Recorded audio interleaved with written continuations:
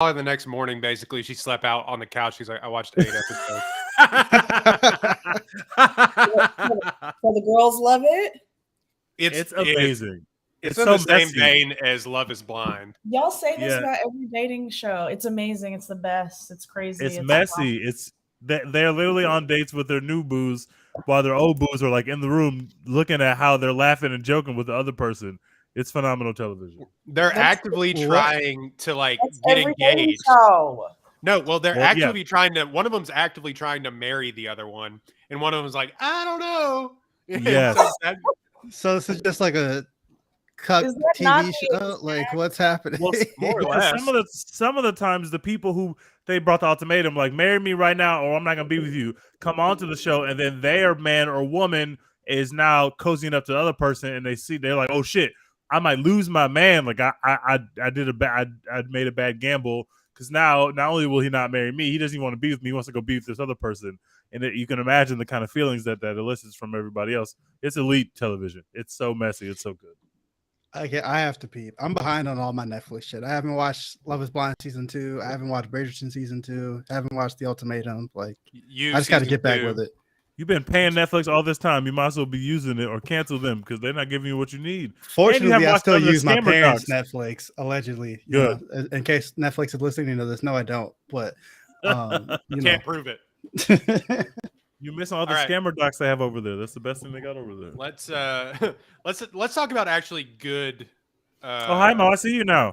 Yeah, there she is. Let's talk about actual Hey. good cinema and entertainment. Everything, everywhere, all at once. An incredible title that is way easy to mispronounce and get wrong. Everything, all the time, every time. Too many Stuff words. be happening. Just- Stuff be happening. The movie. And so yeah, everything everywhere all at once. We're joined by Mo from What We Watch. Her like 8th appearance on this show. So Woo! you know it's gonna do numbers. legendary every time. Yeah. So let's just get right into the synopsis, everything, because I think we're gonna have a lot to say about this film. Everything Everywhere All at Once came out just a couple of weeks ago. Actually, it didn't get a wide release until what, 2 weeks ago? Something like that. Yeah. I think Yeah, it's I still think releasing wider and wider, like by the week. Yeah. I'm surprised I got it in Waco. That's how like limited the early release was. It was like in 2 theaters in like Venice, and yeah, and so now it's starting to get everywhere. Everything Everywhere All at Once has an 8.9 on IMDb, 7th ranked popularity on that website. It's rated R, 2 hours and 19 minutes long. An aging Chinese immigrant is swept up in an insane adventure where she alone can save the world by exploring other universes, connecting with the lives she could have led. Has an 82 Metascore. It's written and directed by Dan Kwan and Daniel Scheinert, also known affectionately as the Daniels. It stars the immaculate, amazing, fantastic, Love of my never life. aging, love of our lives, Michelle Yeoh. Just chef's kiss. Stars also Stephanie Sue and Kiwi Kwan, who, by the way, and this isn't new information, but this is kind of the big thing about this movie. His like first mainstream movie since Goonies and Raiders of the Lost Ark. Two very racist portrayals of Yeah. Asians is Yeah. where he comes from. All of a sudden he gets to go do something like this. That's so cool. His Also- first movie at all in 20 years. In 20 years. In In 20 20 years. years. James Hong and Jamie Lee Curtis also make an appearance. So does Jenny Slate, hosts of other character actors as well. And then, so written and directed by the Daniels. They did something that you may know called Swiss Army Man. The rest of their work is music videos and Adult Swim, which if you watch this movie, you get it. Like, yeah, that's very easy to see. Right now, this is on a $20 million budget, I believe. Let me see. I think 25 was the number I saw. 25, yeah. So I had the person that interviewed the DPs of the movie on my show, and that number is false. I get to tell you this inside scoop. It's actually only $15 million budget. Look at that. That's Ish. insane. That's insane. So they have technically already made that back because this has started to gain steam. In its first weekend in full release, it gained about $7 million. $7 million in its first weekend in full release. This second weekend, it did $1 million on Friday, $2 million on Saturday, and another nearly $2 million on Sunday. So it is sitting at a cool almost 18 million at the box office right now, which we had this discussion about how you release movies and stuff in our group text. So it's been really interesting how awesome this movie has been received and how they've chosen to roll it out. It's a really interesting conversation that maybe we can have. But speaking of how well it's been received, just really quickly, 97% on Rotten Tomatoes, 93% audience score, led by an outstanding Michelle Yeoh. Everything Everywhere All at Once lives up to its title and expertly calibrated assault on the senses. Best reviewed movie so far, I believe, of the year. So far, before I think the next Nicolas Cage movie comes out, which we just learned has like a 99% on Rotten Tomatoes, whatever that means to you. Yeah, right now it's got one guy who hating, just one guy. We're gonna move around him. We're gonna keep it at 99. I can't wait. Dex, are you okay? What happened to your voice? I'm dying over here. He doesn't have AC. I have no AC. I live in Houston, Texas. It's time to die. So. So real quick, can we talk about how they release these sort of movies now before we get into the review? And I know our listeners maybe don't care about that, but it is interesting conversation to have because this movie is so well reviewed and so well revered by critics and audiences that there is like an early push for like this movie to just get all the Oscar nominations in April. Oscars don't happen until next April. Yeah. So it's interesting because this has a chance to be one of those independent film, like truly independent movies. I mean, A24 is maybe kind of a big studio now, not as big as the other ones, but it's big on being independent film. Regardless, yeah, it has a chance to make buku amounts of dollars, but they are really restricting who is seeing this movie and how many people are seeing this movie right now. What do y'all think about that? Dex, you had something to say, and Mo, I'd like to hear what you think about that. Yeah, so to me, I feel like they played it perfectly, honestly, because it came out in like, I don't know, like 8 theaters or something stupid like that at the beginning of the month. And there were just a handful of people who went and saw it, just some film nerds kind of like us. And they were all like, this movie is fucking amazing. It's one of the best movies I've seen in a long time. You have to go see it, blah, blah, blah. And so, people like us are sitting on the internet on Twitter and we're like, hey, there's a cool movie that came out and only like 8 people got to see it. I want to see that shit. It's amazing. Like, I can't wait to go see this shit. Slowly but surely, they kept adding more and more people to be like, hey, the shit is amazing. You have to go see it. The shit is amazing. You have to go see it. And all this momentum just kept building over and over, like across like multiple weeks of this movie coming out slowly but surely. And now, like, I was sitting on the AMC app on my phone every single day. Like, is it coming to my city now? Is it coming to my city now? Is it coming to my city now? I gotta go see this shit. And now I'm gonna go tell everybody that I know to go see this shit now that I've seen it. So I think they played it perfectly in mouth. There's no reason for them to like throw millions of dollars on like a NBA playoff ad or something. Like, you're not gonna get a bunch of people watching the NBA playoffs to be like, oh, let me go check out the butt plug movie. Like, that'll, like, you just gotta like build it up with word of mouth. Movie. The butt plug, the dildo fight movie. Yeah, so just like build word of mouth, and like I think that eventually that momentum will carry it through, especially like if they eventually pivot it to a streaming service or whatever. So I think they played it perfectly, honestly. It'll actually probably end up on Apple TV because that's who I think A24 is sort of partnered with over the past few years. Mo, Best picture winner, Apple TV Plus. You elite in Los Angeles, you and Tej, y'all got this before everybody else. I was sitting on my cinema, like I was crying in the group message saying like, I don't think we're going to be able to review this movie. And then all of a sudden, they're yeah, we're going to release it. But what do you think about how they rolled this out? So in retrospect, I agree with Dex. Like, they did a great job, because when you have such a great piece of art, a great piece of film, like, we're going to talk about it and people are going to watch it. But this movie was apparently like rolled out in like 4 years ago, like 2018. It was announced, I should say. And then I don't know if y'all know, but they opened it. It was the feature opener at the South by Southwest Film Festival. So that was like the first time people had like seen it. And then a YouTube video went viral about this movie. So this was the marketing like rollout that A24 decided was film festival. People tweet about it. YouTube video gets enough views, and then you have your like Curtis, Jamie Lee Curtis and Michelle Yeoh and everybody doing these interviews and talking about it. Hey, go see it and stuff like that.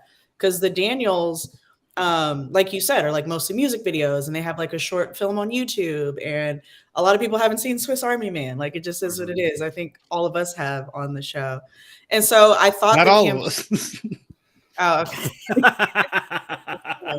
It's fine. Now you'll go watch it. One of my things is always when you like a director's or two directors, the dynamic duo Daniels is what I call them. When you like one of their films, you go watch the rest of them. So I need everyone to watch Swiss Army Man and Interesting Ball. But I think Dex, like I said, in retrospect, I think you're right. They did a good job because we started talking about the film. That's why we do podcasts like this, right? Like, we started talking about the film and we were just telling everybody to go watch it. So I think the marketing was a very unique one. I think some people in the Asian immigrant community or the Asian community, Asian American community, wish there was more marketing. So I think it's important for them to hear their voices on that. But in retrospect, A24 did the motherfucking thing. I have been to the theater twice. It was packed both times. And at crazy days, matinee, Tuesday, Wednesday, Thursdays, Saturdays, I see tweets all the time. The theaters are packed. So us talking about the movie is working because everybody's going to see it. Yeah, they moved it from the X. It was only in like the widescreen in Waco because they had to play Dumbledore hides the secret show. They had to play that. They had to play Dumbledore hides a secret in XD. So they moved this down to the smaller screen, and it was still it was packed then, and they moved it down. And I think making it something that has limited access to is sort of like anything. No, now I gotta go see. Now I have to go have. I have to see what the hype is about. I have to have whatever shoes or whatever. So I have to go see what the hype is about. But I personally am like, ooh, they could roll this out, and A24 could put a little bit more money into it, exactly. And they maybe would make like unheard of like $100 million or something like this. Exactly. And that's really good for movies. They don't have to do that. It's still really good for movies that this is going to make its budget back plus some, and probably going to be nominated for Oscars when this is essentially a summer movie. But like, yeah, I kind of had the whole thing. T, do you have anything before we get into our reviews? I think obviously the people at the movie studios wanted to do big movie numbers, but it's also going to do gangbusters on streaming. Once people can actually watch this in their homes, a lot of people are going to watch this movie. And I'm thinking that might be when you get some more targeted marketing, because there'll be less word of mouth at the time where they're ready to put this in your house. But I think that's when you drop a couple commercials, maybe not NBA playoff level commercials, but drop a couple commercials. It's hard though, because it's like a family movie at the heart of it, but it's also rated R. So like, where you market it is an interesting question. But I think around the time this hits streaming, there'll be some targeted ads. Maybe if it's going to be on Apple put out an ad or two, and I think they'll do big business on that side as well. So that's a big part of it as well. Watch this in theaters though. For sure. Yes. Go see this in theaters.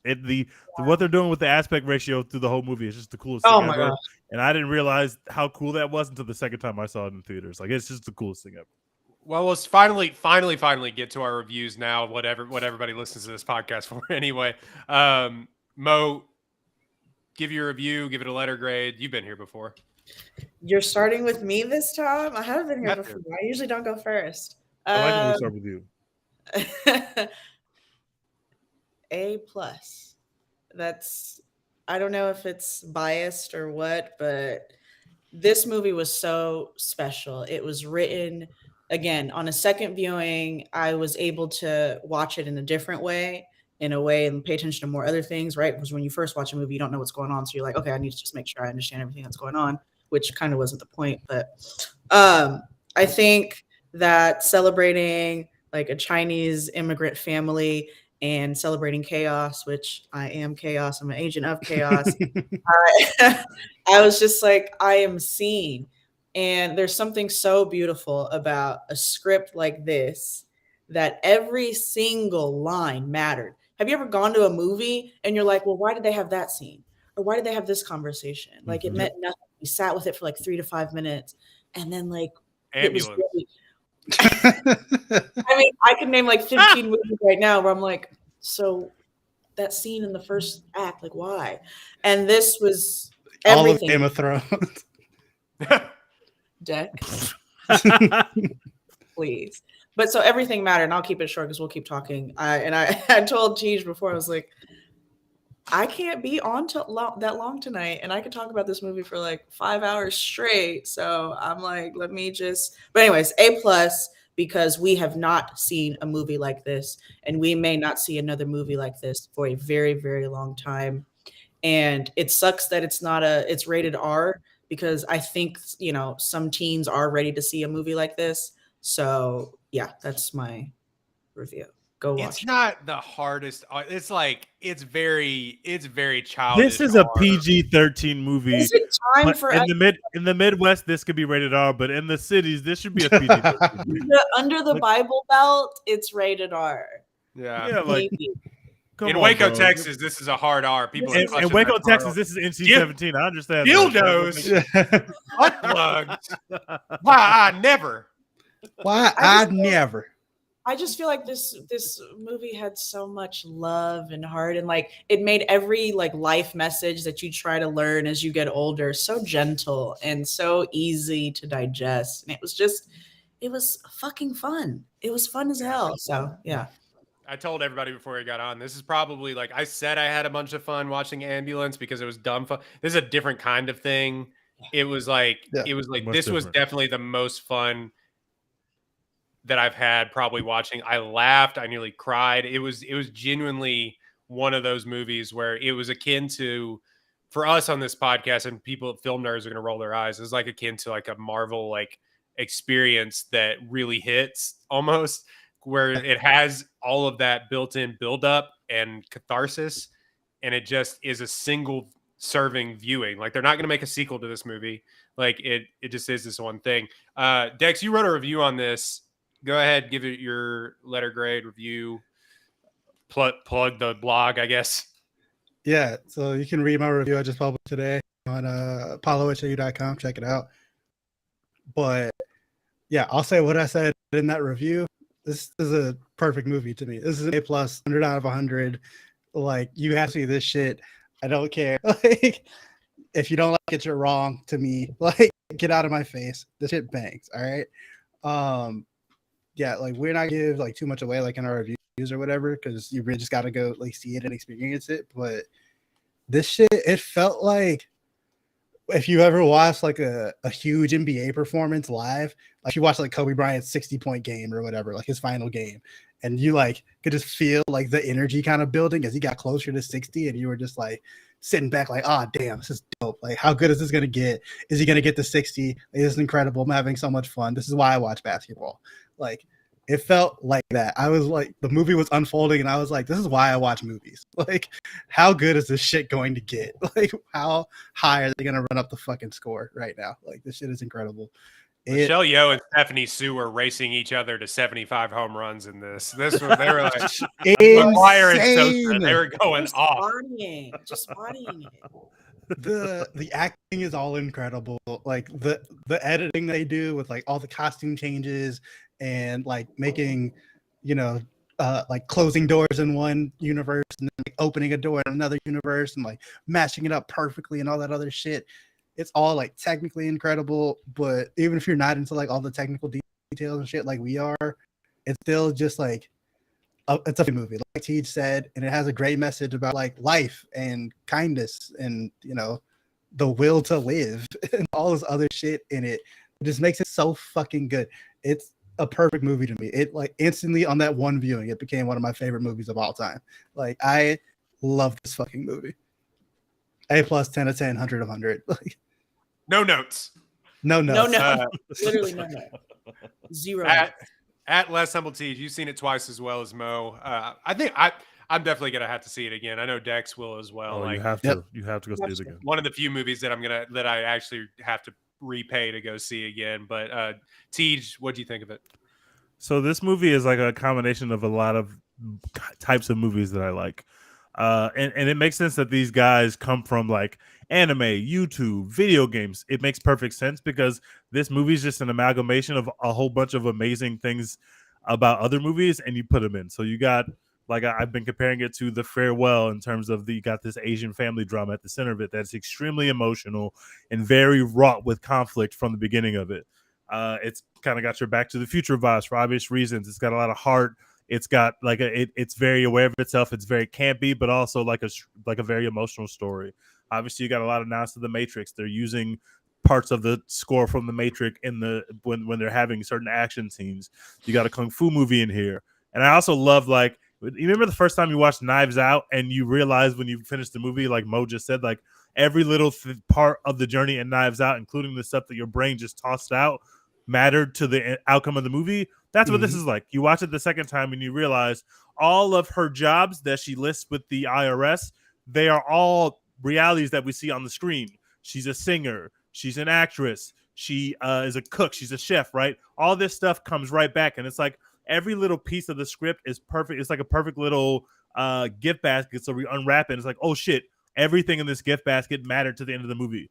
The daughter's name is Joy, and then they start using her name in puns later. They say, I would take the joy and the pain of being with you over anything else. Like, her name is Joy. Like, they're very intentional with the way they wrote this script, and that's before you even get to the fact that this movie, on a small budget, just looks phenomenal. The way that it is edited, the way that the sound works is just masterclass. You can tell these people come from music videos because you can see it in the way that we are doing these quick cuts between realities, where it's like you have to be able to go on this journey with her to understand now she's in this reality, which is our reality, which is the orienting reality, where she just has a laundromat and she does taxes. That is her worst reality, but it's the one that we got introduced to, so it's the one that orients us. But the way in which it's edited so that the scene where the daughter is sitting on the at the diner counter and they do the little clicks where she clicks 1 2 this way, then 1 2 back that way, and she's in a different reality, like the way that stuff is edited is telling you so much about the movie. It's saying, hey, this is how this works. When you're going to different realities, she's just getting bits and pieces of these realities. But, once you get to the second half of the movie, she's experiencing all these things kind of at the same time. So you're getting kind of like a montage of different parts of her realities where she's learning different parts of the lesson. It's just a really creative way to make a movie. The movie is hilarious throughout. The both times I've seen it, it's been in a packed house, and the crowd has been hanging on there every word. Every time the movie, I heard a critic say this, so don't give me credit for this.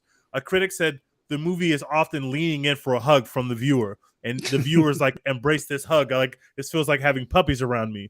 But it's like that, but it's like you could see the seams of it, but it still works. Every time I want to lean in for the hug too. I want those emotional moments. Yeah. I love these jokes. I love that we're making family-friendly jokes, but also like people are putting stuff in their butt. Like that's funny as well.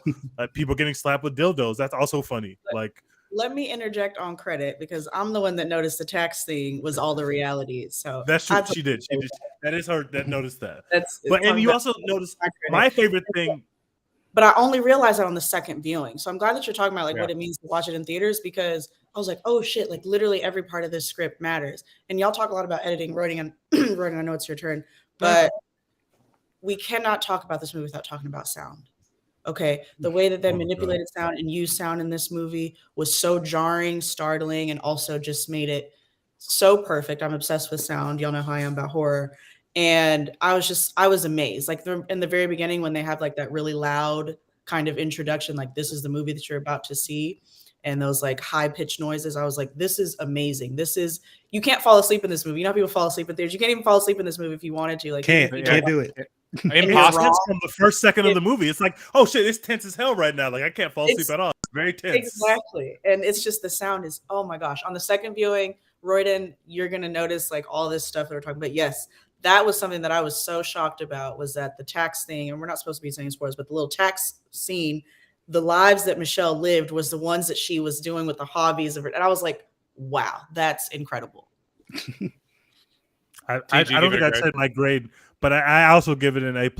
And the coolest thing about this movie is they're when they're switching between realities, sometimes they change the focus and aspect ratio, and that is a really cheap thing to do. It is not an expensive thing to do, but it is an extremely, extremely effective way to kind of reorient you reality-wise. And I found myself, I loved it the first time. The second time I was like, this is probably my favorite part of this movie. The way that the aspect ratio is playing out. That's why you have to see it in theaters, because it's not going to have that same effect when you watch it at home. And seeing that on a big screen and going from the full screen to the 60 by, it's just it's so poignant the way that they use it. This is a perfect film. And all the haters that don't like this movie just don't like fun, because the most fun you're going to have the movies all year, I promise you. What is there, like one person on earth that doesn't like it? Yeah. Where's that one nerd that you dunked on Twitter? Yeah, one fucking nerd. Oh well. Like, What did that guy say? That guy said he's like, I saw the plot throughout it or whatever, and we're like, duh. Oh yeah, he was like, I could see The themes way too early in the movie. Like I could see the theme. It's like, I'm sorry, you're supposed to be able to see themes of a movie. Have you ever seen Star Wars? You don't know the themes of Star Wars as you're watching it? It's easy to tell. Send me their apps so I can block them. And also, yeah, don't watch this movie on your little 32-inch screens at home. Okay, go to the do not watch this on your 2015 MacBook Air. All right, like go to the movie theaters, please. Don't watch this on your phone while you're riding on the train. Like I'm so over it. I'm over it. Yeah. No, I want to talk critically about it, but I also just want to talk about like just how, like we've said, it is fun. The array of people, the different types of people that were in my theater. You had older people. You had a lot of teenagers too, because obviously this is going to be baby's first cinema for a lot of people. Like it just will be. So yeah, you had a lot of teenagers in there with their dates and their girlfriends and stuff. But I also had a dad take his kids, which was like, okay. And then there was older couples, and there was me and my wife who were it was just a array of people, and everyone laughed and had a good time. It was stunning. It was like we were watching a studio comedy. It's like we were watching Dumb and Dumber or something, but it like it had that sort of like all encompassing hold on the audience that you hadn't seen in a long time, that because we just don't have studio comedies. But this isn't necessarily it is a comedy, but it's not. It's a lot of things, and like T said, it's a amalgamation, or it's a combination of a lot of films, a lot of pop culture. Because like they said, I think it was on the Big Picture, Teach, that Dan Kwan says he doesn't even really like watch movies. He watches like anime and YouTube and listens to music. He's just kind of like, he doesn't pay attention. But Scheinert is the one that like, they have a blatant 2001 Space Odyssey reference in this movie. So it's a combination of a lot of things. Spoiler alert, she stops bullets like in Bullet Time in The Matrix. Like, yeah, there's just a bunch of stuff. But then there's also this indie film sensibility to it, where you could tell that they were like making shit in their garage, or like they were like building costumes in their living room. You know what I mean? Like, shout out also to the set designers and the costume artists, costume designers in this. Set design was incredible, and they were really only in like 3 places, to be completely honest. So it was you could tell they made it for cheap, but not like bad. I don't know how to describe that. It wasn't. You could tell it has that indie movie sensibility, where you could tell that like all this stuff kind of came together on a whim, or just by the willpower of those who making it. They didn't have a bunch of time or a bunch of money back from Disney or whoever. And there's a YouTube video with the director Xiao Yo. It's in that Notes on a Scene series, where they're literally just watching a scene from the movie, just like writing notes and like telling you about how they saw it and shit. And like, there's so much shit that they just did like cheaply, and like they just were just like, this is what we can do. Also, apparently they like the pandemic started like as they were wrapping up shooting for this movie. So there's some scenes in there that are like green screen. They can't all be together. Like they're having each other to like give director notes on like the scene that they're shooting and shit like that because the pandemic had started, and you like can't tell at all watching I the watched movie. and when can't you're tell watching at all. the movie, when you're watching the movie, you can't tell. You also like, for me, part of it felt like they knew the pandemic was happening because I'm like, damn, these are bars that like everyone's feeling right now. This is crazy. I thought they made it during the pandemic because there was, yeah, y'all remember that pandemic thing? No, I think I felt like they made it during the because I was kind of like I kind of see that with more and more films where they're like, oh, they're just in an ambulance, you know what I mean? Or they're just in like they're just in an ambulance. They're just just in, like It's they're 4 just in, people like, in an ambulance, and that's it. yeah. Y'all Exactly. stop talking about it. Hey, we just did that movie. It's easy to Both make these fun. movies made me cry, so I put them on the same level. They both made me cry. All right. There's A+. 4 people. That movie's I gave them both an A+ because they both made me cry. That's an A. I definitely cried in Everything Everywhere All at Once. Not ambulance, but Not ambulance, please. Everything Everywhere Ambulance All at Once definitely made me got me. cry. The beauty of Michael Bay and his creation, just I couldn't Oh my handle it. Those drone shots, man. Ugh. No, I really quickly, I'd be remiss without in my review talking about like we talked about it a little bit, but Michelle Yeoh deserves all of her flowers, every single one. She probably only got she is the star of like this movie and how this movie gets made. If you listen to the directors talk about, they wrote this for her, so if she didn't do it, they were fucked because like they needed a woman that could do martial arts, a woman that could do comedy, a woman that could act dramatically, a literal star, because in one point, spoiler alert, in this movie, she is basically herself in looking just immaculate. Just, Dude, I love that part. And she was fantastic. But on top of that, Stephanie Sue, who has been in a bunch of TV and stuff, she was fantastic. She played like 18 Is that the different daughter? characters. Yeah. Yes. She That's is so phenomenal. Yeah. Phenomenal. She and also the third lead, Kiwi Kwan, was great. James Hong and oh, help me out here. Why am I forgetting? Oh, Jamie Lee Curtis. Could have definitely like mailed in their roles, but they didn't, and it was just incredible that they went along with this silly script. And Jamie Lee Curtis was all into Yeah, all the all the campiness she had to give. She gave all of it. yeah, Jamie Lee Curtis is Freaky Friday, right? yes, Yes, Halloween, Freaky Friday. I love me a Jamie Lee Curtis, so I was like so excited to see her in a movie. Activia commercials. Yes, you're right. But no, Stephanie Sue has been both Stephanie and Michelle were in Shang-Chi, which we all Yes, right. Wait, So, who is she in Shang-Chi? I don't remember who she is in Shang-Chi, but I know that I didn't know she was in that has a movie. credit there. Yeah, both of them are in that movie. So it really was just a master class of like just committing and trusting the filmmakers, which it's kind of hard to, like, to be honest, it's kind of hard to do because they made, like, people go back and they love Swiss Army Man. It's a wild movie. It's a wild movie. It's weird. And these guys have done a bunch of like I said, Adult Swim sketches, which if you watch this is like a ton of Adult Swim sketches put together. And I said, it's like, I said on Twitter, it's like, you ever woken up in the middle of the night and like seen Adult Swim playing or something like that, and it's just like Technicolor coming at you at the screen. That's what this is. It's just like nightmares coming at you at the screen. But like really that's what, well done. Yeah. that's what this is, but to the 100th degree. And so I'll say this, people don't get mad at me because I know y'all get this. If you don't like that humor, that absurdist, like, we're fighting with dildos now, I keep saying that, or spoiler, people have hot dog fingers, or like stuff like that. If you don't like that humor, one, we probably wouldn't be friends, but like I would understand if you just think, oh, this is silly, like you don't like it, you're taking yourselves too seriously. But I get why you maybe be turned off by this movie. The heart of it is it is a family drama that explores the meaning, one, between Asian immigrant boomer parents and their now second or third generation, First generation. or first generation, Mhm. yeah, first generation American children. And then it also explores the thing that we also saw in Turning Red a little bit, surprisingly, the relationship between a mother and their daughter, an Asian mother and her daughter at that as well too.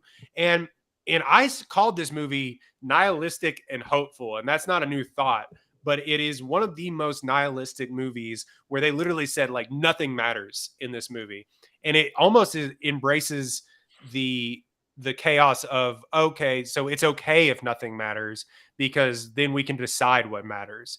And I listened to an interview, and I don't want to take credit for this. I think it was on The Big Picture. They talked about in a the filmmakers, in a era of everything needs to have meaning.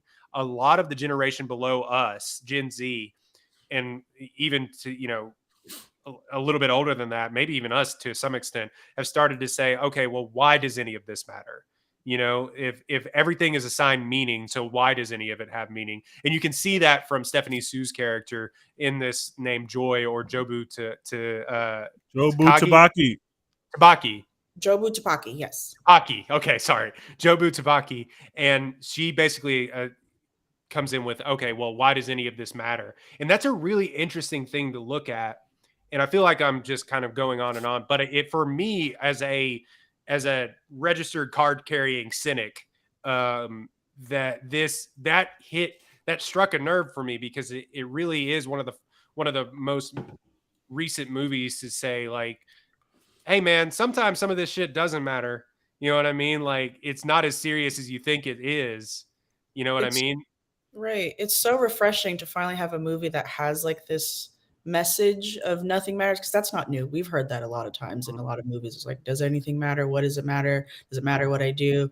But this one delivers the message in a way that's not like banal to me. That's like, no, this is profound. And it sometimes, like, movies also try to end where like it's this grandiose, like, false sense of hope, kind of everything's gonna be great, your life is good. It's like, actually, like, no, life is pretty shitty sometimes. And this movie like embodies that and makes you feel comfortable in that. And I almost think it like you were saying earlier, Royden, about people, if that's too silly for you, I think people, again, for an entire theater to roar laughing at the the dildo scenes and all of that other stuff, I think it'll force you to laugh. If you think if you think you don't find silliness funny, you're going to find yourself laughing at these scenes. You're going to laugh reluctantly. Like, it's just so good. Because it is almost a catharsis, because there is a lot of the like hopelessness and stuff. Like, if you didn't have the jokes per minute that these filmmakers put in here, it would kind of be bleak and like, because it's like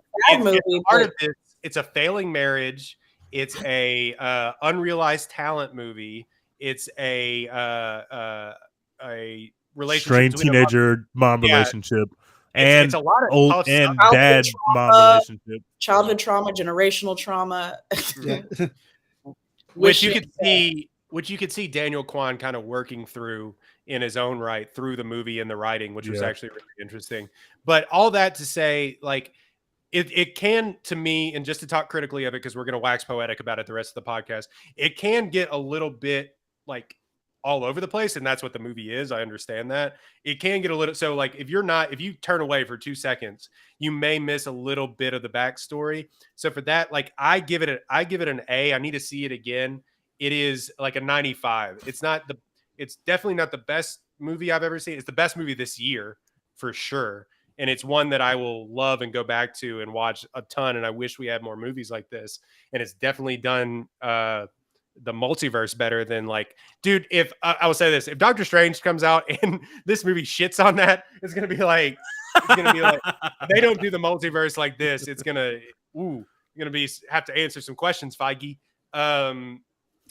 Yeah, I give it an A. I don't think Wanda could put everything on a bagel. I don't know if that's one of her powers. Yeah, but y'all got a lot of spoilers. This is pretty much a spoiler podcast. That's not a spoiler. Some people are good at putting everything on a bagel, and some people are just generally not. This is a spoiler. Okay. The Einstein brothers, incredible. It was putting everything on a bagel. Y'all were talking about the Daniel brothers. But Starbucks, not so much. Or not the Daniel brothers. They're not brothers at all. Let's see, I'm probably the Daniels. Like, literally, I was reading an interview they were doing. I think it was with Collider or something, And they were talking about how they started off like just watching YouTube videos and consuming insane, unlimited amounts of YouTube videos. And then that's where you get into like the Adult Swim that you were talking about, Royden, and then like How They Are Here, and then some of their short films, and then Swiss Army Man. If you've seen that, go watch that too. But like Everything Everywhere All at Once was all of that. And it is an amalgamation of a ton of movies because it is like 5 different genres. You do realize you just watched like a sci-fi, action, comedy, horror, drama, romance, all of it. And I only push back on the fact that it's a little everywhere. I guess visually it's everywhere, but not one line, not one scene, not one interaction with 2 characters was left loose. There was no loose ends in this movie. Everything mattered.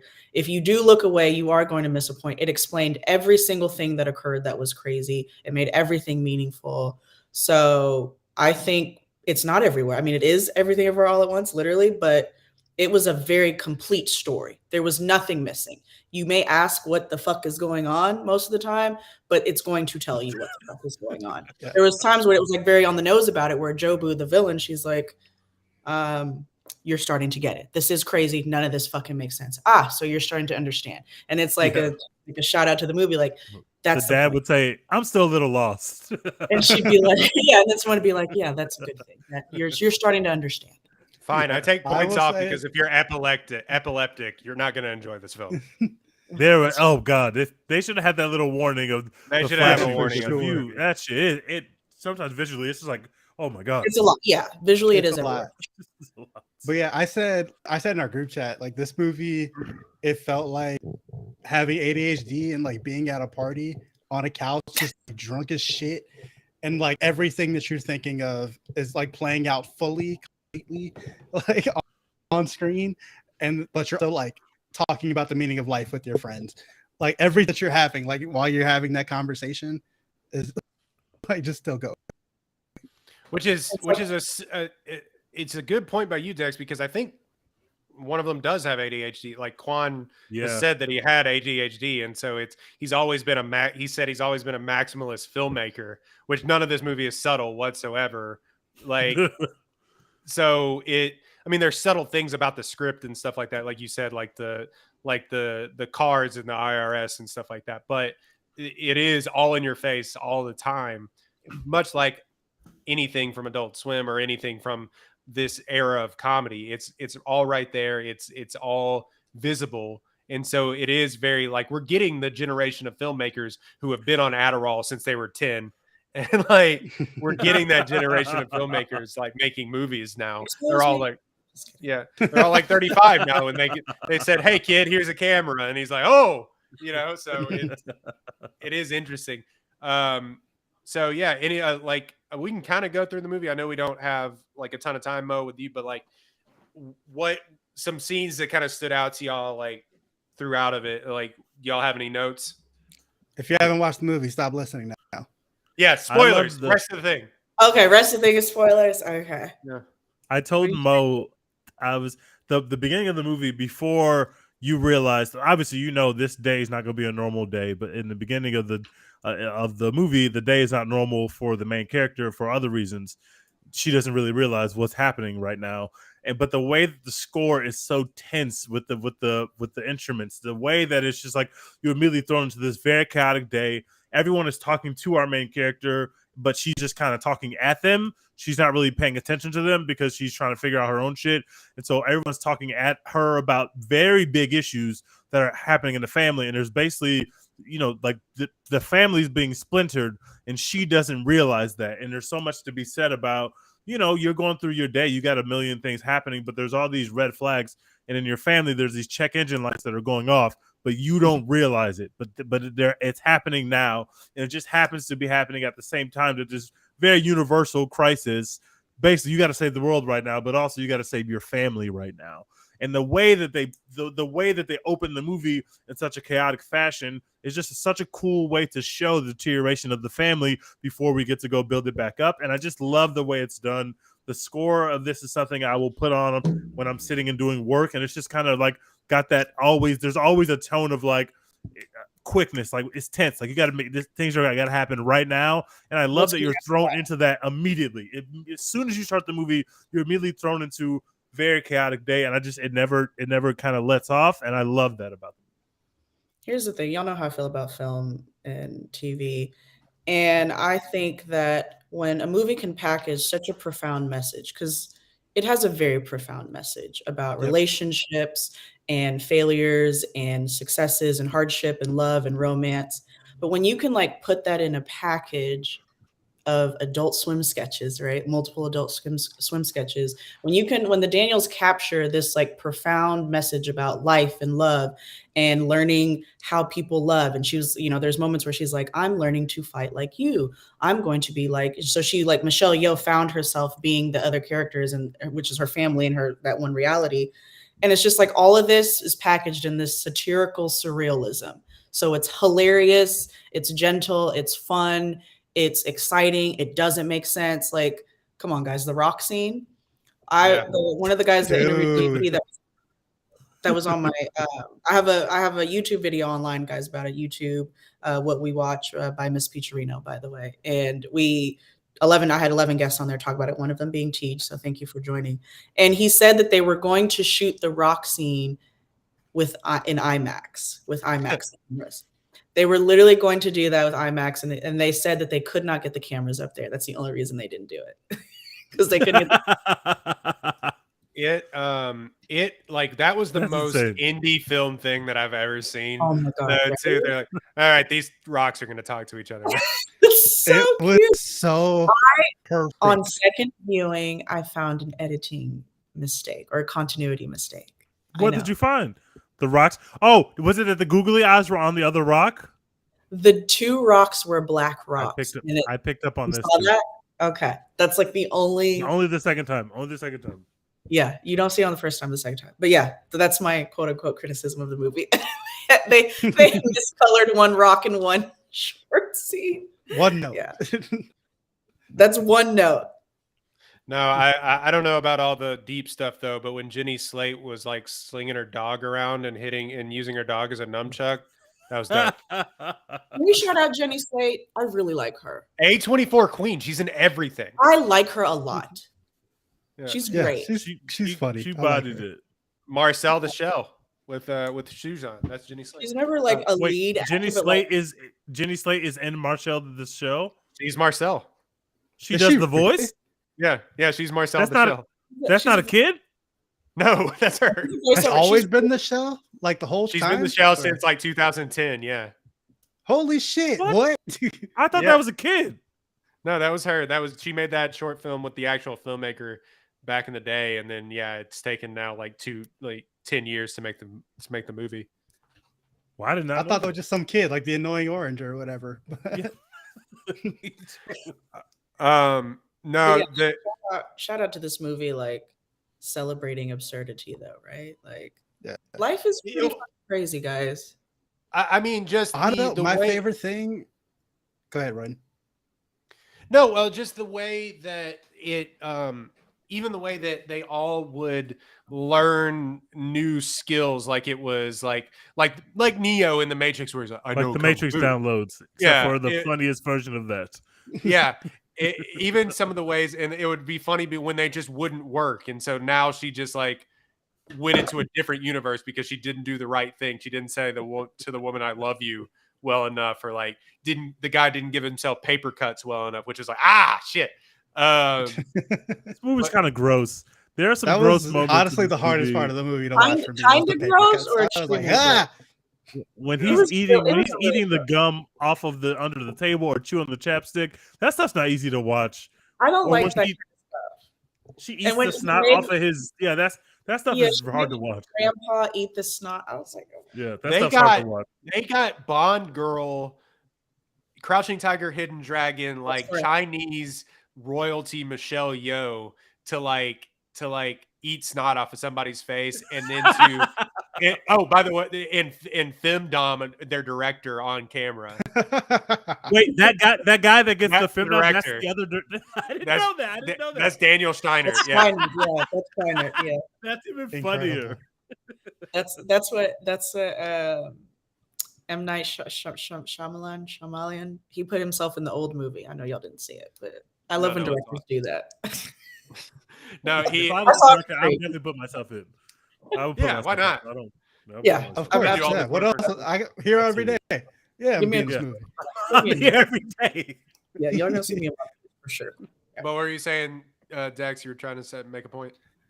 Yeah, I think we talked about how like we've talked about how like it's very like nihilistic, like addresses all that and stuff like that.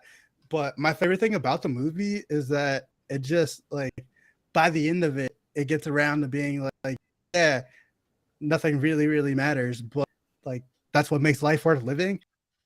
It's just like being kind to people and just choosing to love people because nothing matters. Like maybe you're not a movie star like you could have been, or a singer or a chef, but like still like kind of people realizing that everybody else has got their going on too. Just choosing to love people is what makes all this worth it, even if it's not. We are just a floating rock Floating on a rock. a billion other rocks or whatever. Like Well- so that's well, what that I was loved about this movie. That's what really hit for me. Oh my Well, gosh, that same was the message of what they were trying to spread, and again, I go back to it's from a few weeks ago. I would really recommend go listening to Sean Fennessy in the Big Picture, the interview that he did with him.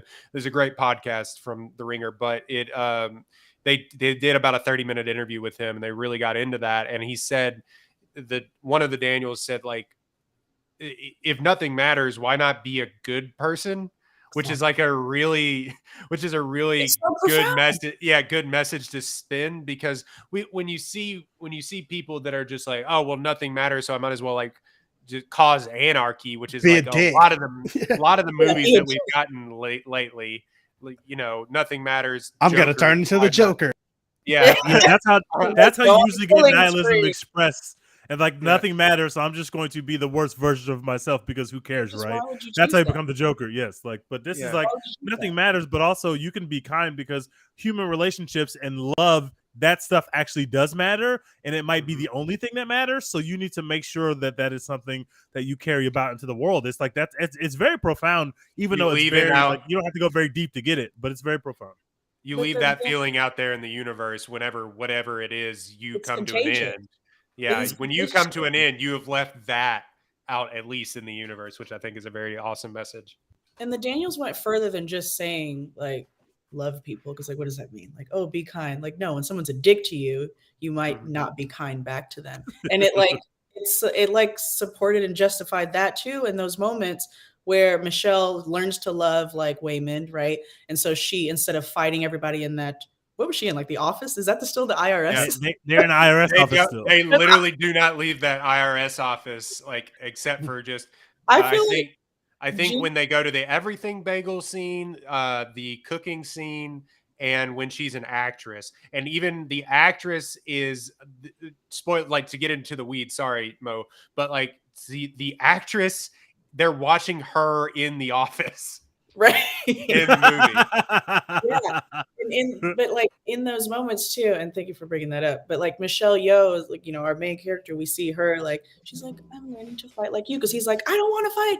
I just want everyone to be kind, And I'm like, oh, this little meek little guy is like, just be kind, and then in the other movie star universe, it's like he's like, I'm still the same person, but it's strategic and necessary, which is like my favorite line of the movie. But as she's fighting through that, it's like, it's showing you that the way you love is important. And they wrap that up. Again, this script wrapped literally every single line up. When she goes, and TJ, you and I talked about this too, where she goes and she sees Becky at the end and she still criticizes Becky, the girlfriend. She still criticizes, yeah, you really need to grow your hair out, sweetie. Grow your Like, hair. That's her way of loving, and they tell you early in the movie. And so when it's she not just criticizes you, being, when she loves you. so it's not just being loving and being kind. It's like also accepting how people love each other. And sometimes it takes you stepping out of yourself to say, oh, okay, I don't love like that, but since you love me like this, we can figure this out and we can move forward. They didn't make Michelle like transform, right? Like character development and stuff always like transform, like, oh, now that I've seen the world, I'm going to be a different person. No, I told you need to lose weight because you need to fucking lose weight. I think Becky should grow her hair out. And I think that you need to stop, just showing up when you just want stuff, Jobu Tabaki. But then like, they let her be herself still. So it was just so nice. I'll tell you the only line that nearly made me cry. Like I could say people like I could see where you could cry in this movie for some reason. Like the only one that nearly made me cry was when again Kiwi Kwan, fantastic after 20 years of not acting. He was doing like stunt work for like X-Men and stuff like that. He's had a really Are you about to interesting say the career. taxes and laundry line? It was if all my if that reality was only doing taxes and most laundry, favorite. I was still That's my Great favorite line job. for it. I nearly bawled in the I theater. was like, bawling. oh my god! Like I was like, Thank that you. was the Rodan. that was the only one that really made like I could see where like the rock scene and like obviously the ending where they're crying together and like embracing each other. But yeah, when he was like, I would have loved you even if, and that was just I was Oh like, my god, ruined me. I That's want to. that's peak romance in a sci-fi action comedy movie.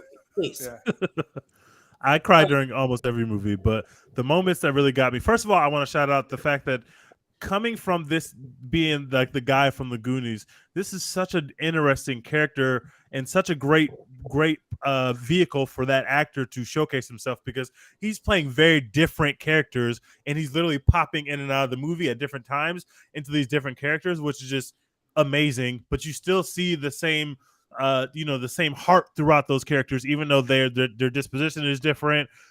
Their confidence might be different. The way that they like that you could say they still have the same heart, which I love. And the part that really made me cry was when they finally get to the end and go back to the IRS office the next day or the next week or whenever it is. And she has that moment because in the beginning of the movie, they both have these moments of longing. I'll give Mo credit again. Another thing she pointed out that when in the beginning in the laundromat when Michelle Yeoh's character is watching the kind of Indian the Middle Eastern dance thing where there's like this romance where this man and this woman are dancing that they keep using to use as a reference point. She's having a moment of longing. Right before that scene, her husband is dancing with the stranger in the laundromat. He just likes to dance. And it's like she's longing for this romance in which somebody's dancing where her husband is obviously like wants to dance with her. And then later, the husband has a moment of longing where he sees an affectionate older couple when they walk into the IRS office. He sees that they're being affectionate. He's just like, he has a moment of longing of like, man, I want that. Maybe I've had that before, but I don't have that anymore in my marriage. And so when they go back, when they resolve it, they go back to the IRS office and she gives him this very, very embracive, very warm felt touch. And she looks right at him because earlier he said, I know you don't want to be married to me because of the way that you look at me. She gives him this look. She kind of puts her hair back and she gives him that you feel this fire. And you're just like, that is perfect because these two people, one, have to nail that moment as performers, but also two, it gives you everything because it's like everything has come full circle. Now they're both having that moment of longing together. The look in his eyes, just like, I've been waiting for you to look at me for like that for 20 years and I finally got it. It's just beautiful. It made me cry every time. She kisses him just like he was longing for the kiss in the IRS. Like they kissed in that same exact spot where he saw the older. And then like he said, like I was telling you with her longing in the laundromat, looking at the TV on the, the romance on TV, it wasn't even before. Behind her, her husband was with the client of the laundromat dancing with him. And she was like, look, he likes to dance. He knows some of the dance moves of the Chinese, like, folkloric dance. And she's ignoring him to go see another couple dance. Yeah, and it's like, go dance with your husband right there. But it was just so beautiful. I just wish Michelle Yeoh would look at me that way. Don't dude, when they showed that like montage of her just being a famous actress and it was literally just like real moments from her life, it says Crazy Rich Asians behind her. I was like, bro, this is so cool. That's a superstar. Like, imagine you're in a movie and you're a movie star in the movie, and they're like, just run my highlight reels, bro. Right. Yeah, like run that shit back. Check the motherfucking tape. Like, what you mean I'm a movie star, quote unquote? Take them quotes off. Run my real shit. Like that's boss shit right there. I wonder if they stole that. They had to. What if they stole that footage? They were just like, just put it in the Crazy Rich Asians one. Like, who cares? Vanity Fair will understand. Take it. This is an incredibly meta movie too, like especially with that part. Like a lot of movies are meta now, but this is like not stupid. So I can't believe we got to this point without talking about the ratatouille-ness of it all. Well, yeah. I was gonna say, what was our favorite bits with that throughout the movie? I said the dog scene made me laugh out loud when she threw the dog through the office space and like Oh my God. locked it in the fridge. But the Ratatouille bit was the most absurd thing that I've ever seen on a video. Incredible. It was so absurd. I was like, what the fuck? There are two moments that made me laugh the hardest both times I watched. The first one is when she thinks she's in a fight and the tax lady, Jamie Lee Curtis, is walking back towards her and she's like, okay, I'm finally ready to fight. And they have the build up in the music and then she just punches her in the face. The way that Jamie Lee Curtis plays the scene, she's like, you have no idea. The way she plays it is just so good. Jamie Lee That's Curtis is my, so good. Jamie Lee Curtis is phenomenal in this movie, y'all. Y'all are going to love every second of her on screen. So The good. second funniest moment is when there are moments where she takes a physical injury and it affects her in other universes, and you see the effects of it in another universe. So she was doing the chef part. She's cooking. She gets hit in the head, and she messes up the chefing that she's doing in the chef universe. And the guy comes over and says, if you keep fucking up, we're going to give you a shift to whatever his name is. And you look, and the guy behind her is just swagging on her, doing tricks and shit, doing a little chop in, and she looks so mad at With the raccoon tail. with the raccoon on the raccoon tail is hanging out of his hat. It is so good. It was the bit where she walks in on him, like she's disoriented, but she walks in on him doing the Ratatouille thing, and he's like, she's seen too much. See too much. The raccoon And literally just how says, she's shitty- seen too much. You got to get How rid of her. shitty the raccoon looked. Yeah. Made it just incredible. Like, God. and they just went and bought that at Bass Pro Shops for like $5. Like, and put it in the movie. I think somebody said the voice of that was Randy Newman. The voice of the Really? raccoon is Randy Newman. I didn't Yeah. realize it, but the second time I watched it after I heard that, it's definitely Randy Newman. It sounds just like him. But I didn't realize it the first time either. Now I gotta watch it a third time and laugh even harder. The raccoon. I can't wait to go scene- see it the second time. How many scenes where it was just a shot of the raccoon in the cage? There was like 4 of them. Going, So many of them. And I'm like, they knew that I would die laughing at this. well, that's where it's like, because there's so much heart and stuff in this movie, you kind of forget sometimes that like they literally just have a raccoon puppet, like do it like It looks like one of those Chuck E. Cheese monsters. Yeah, Like, exactly. Guys, Yeah, it looks like that. like an animatronic from like early Disney Literally. rides. And that's where it's like, I don't know if you've ever seen something like Safety Guarantee or Safety Not Guaranteed or something like that. Some of those early 2010s indie films where it truly felt like they were making them for $1 million or like even less. Like it still had those sensibilities, which was incredible to me. That they could make all of this together and still like, yeah, have a puppet on strings that you're going to be like, this is ridiculous, but like Yes. whatever. We're going to put it in here. absurdity, but with sensibility. Exactly. Like it was so crazy. My favorite crying out loud scenes. First of all, every film, the villain is what I'm always looking for because I love a Yep. villain. I don't know how I am. I love a villain. And I love that this villain was just an angry teenager. Like this movie is about teen angst. Okay. Like but the teenager was just doesn't like- suck, which is amazing. it's amazing. And I guess everybody that watches the movie has been a teenager before. So there's this moment where they talk about a teenager and they're like, she has like this insanely like bad powers, but it's like there's like a greater good inside of her, and she like doesn't know what she wants, and she has like no compass or morals or anything, no desires, and he's describing. She's like, but somehow it's just empowering, and she's looking for you. And I was just like, they're literally describing teenagers to the T. Like they were going in on teenagers. Okay, it's like the teenager is like the most dangerous person across the multiverse. I was like, this is an amazing concept because teenagers I've they said think this a they know lot. everything and they don't. I've said this a lot Go on this podcast, but a lot of movies have a teenage girl problem where, like, when one of the main characters is a teenage girl, the directors, who are usually men, have no idea how to make a teenage girl like not be a terrible person in a movie. Like, even with a movie that's like really good, like Coda. Coda's an incredible movie. They made the teenager at the center of it just an awful person.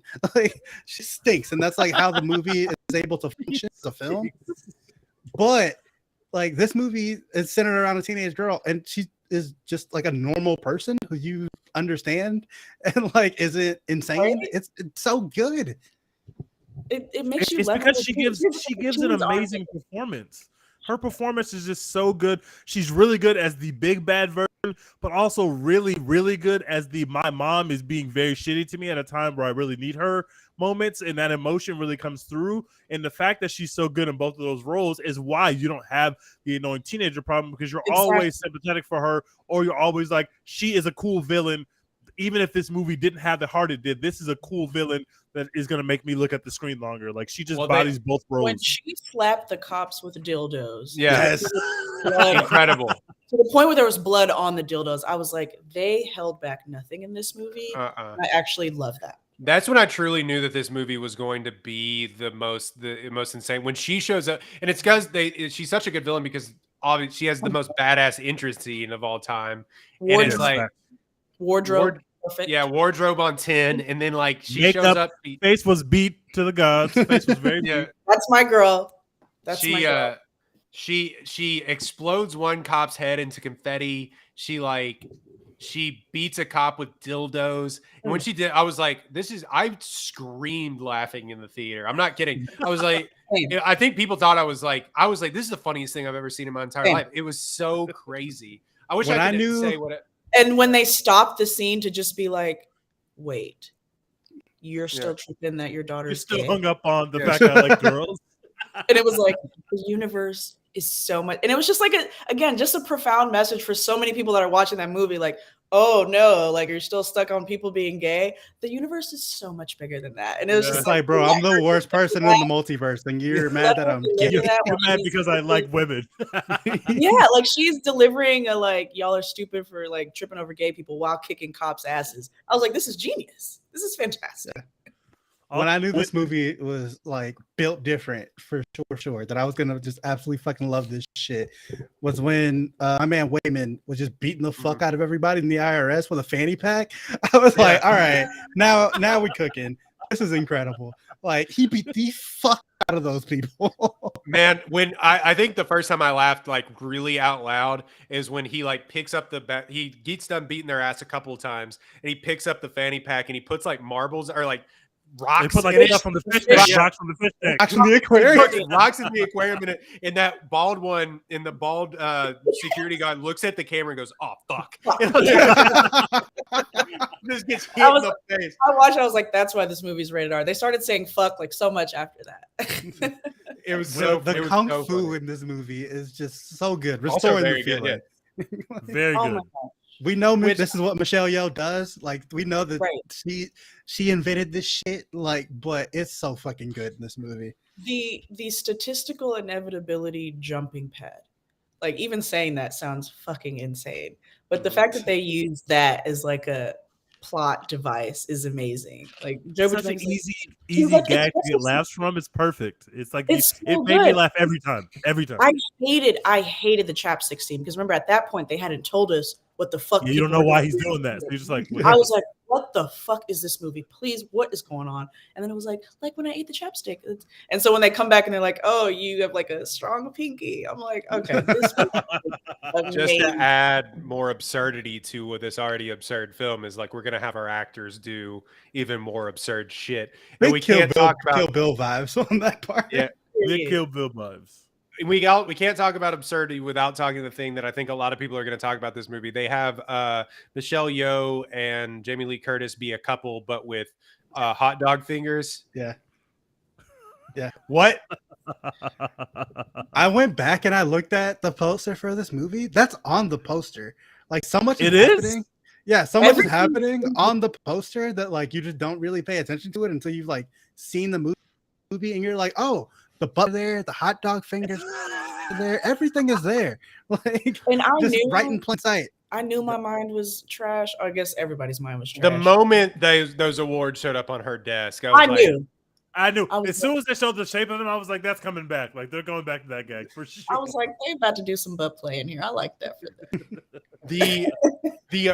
I think I was like screaming. I legitimately, I haven't had this experience in the theater. Like, I try to keep a level of decorum in the theater or whatever, but I was like, whenever he was like, they were trying their hardest to see who could get their asshole rammed by that trophy. They were trying, and then the guy does a full cannonball onto it. I was like, what the fuck am I watching? Bro, I was so nervous they were gonna take it too far and show too much while that was happening. They did, but they censored it because I think that was still too far, but it was like perfectly too far. It wasn't like Jackass, but like it could have been. They should have made it like Jackass. I think they should have just let it rock. I mean, like I said, I was tripping when he was I think eating. they nailed it. The eating chapstick had me more shook than sitting on a butt plug, cannonballing onto a butt plug. Oh man, yeah. Love when the dad. There's like a point where the dad the granddad is like, you have to kill her in this universe, and he starts talking, and then you just pan to the daughter, and the daughter goes, "When did his English get so good?" Because he speaks Chinese at the beginning of the movie, like he can't speak. Everything in that script comes back. She was like, "When did his English get so good? When did he start? Yeah. When did Gong Gong start speaking English?" When he shows up out of nowhere and hits her with the like jetpack wheelchair. So and then in the other universe, he ended up being a transformer with his wheelchair. Yeah. Yes. So good. Yeah, so it leaves you the ending of the movie, and we'll move on to, because I know we're going to be running along here, but the ending of the movie leaves you sort of like with a few questions about what universe is she actually in? Do they like, it doesn't really matter, but like, just like, because they've said that in the movie, she's been able now to kind of harness it and focus her energy on whatever universe that she deems is necessary, which is kind of interesting. And you believe that her daughter has done the same thing too, and now that they're whole again. What did we think about the ending of the movie, the kind of catharsis at the end of it, all of it kind of erupting in on itself with like multiple sequences and flashes and things like that, and then of course them not going into the everything bagel, which was a funny thing to put on screen too. We haven't really talked about the everything bagel. I love that the fact that the movie stays true to its characters. They learn lessons, but they are still them at the end of the movie. Which in a clumsier movie with less deft hands writing with the script, you don't see Michelle Yeoh's character criticize the girlfriend. You see her express her love and affection towards the girlfriend in a way that's not like the character we started the movie with. Whereas they let the character go on the journey, and they're still like, you are still you. You have learned some lessons, and maybe you have reprioritized the importance of certain things in your life, but you're still you. I love that, because so many times you kind of get that storybook ending, especially in movies that are like, I know this is rated R, but this is like a family movie. They could have easily made it a Disney ending, and they didn't. They made it a really true ending to the emotions of the people that we've been on the journey with, and I love that. That's something that stands out to me every time I've watched it so far. It's like, I love the fact that Michelle Yeoh's character doesn't become a different person. That's just such a cool way to end the movie. And it is right that there are some questions at the end of the movie, but they're not questions that bother me, because I like with you, Roy, like it doesn't actually matter which universe that she's focusing on, because we know now that she knows how to go through these universes in a way that keeps her family together, and she's going to focus on the things that matter. So I really love it.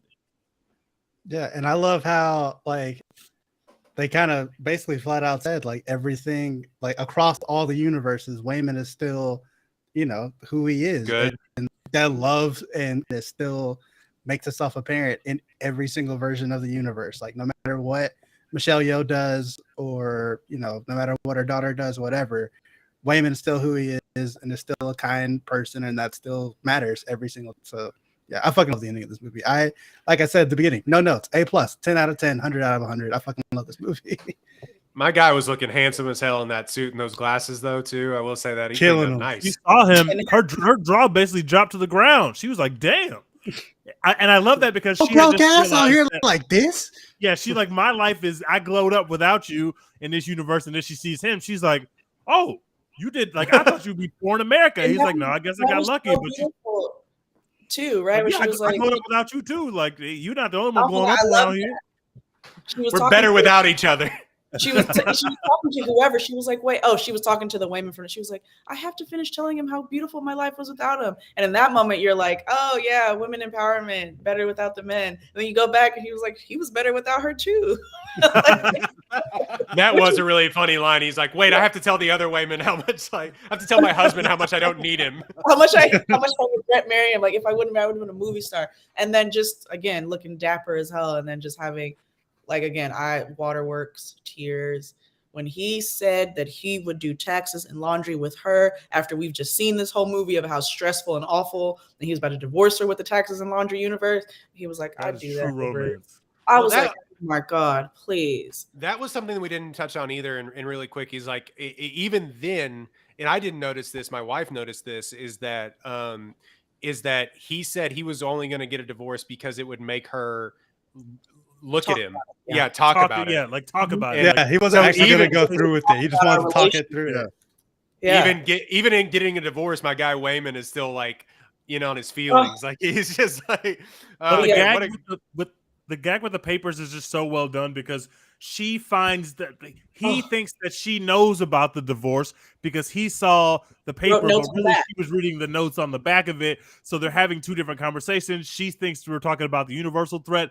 He's actually talking about their marriage, and they have a lot of fun with this. You don't know, like I'm here and I'm gone. I'm here, but then I'm gone again kind of gag where she's never sure which version of the husband she's talking to. They have a ton of fun with that gag, and it's funny the entire time. One of my favorite scenes, it was just perfectly shot because like we know as an audience what's written on the back. And so she's looking at what's on the back and she's like, so you were in the elevator? He's like, yeah, I was in the elevator. Yeah, I was in the elevator. I was in the elevator. And it's like this, oh my God, I was like this perfect script to film. But I love the ending. And again, I think we've touched on it a couple of times, but I love the ending because character development always has like this transformation. And it's like a transformation. Like I used to be like this and now I'm like this.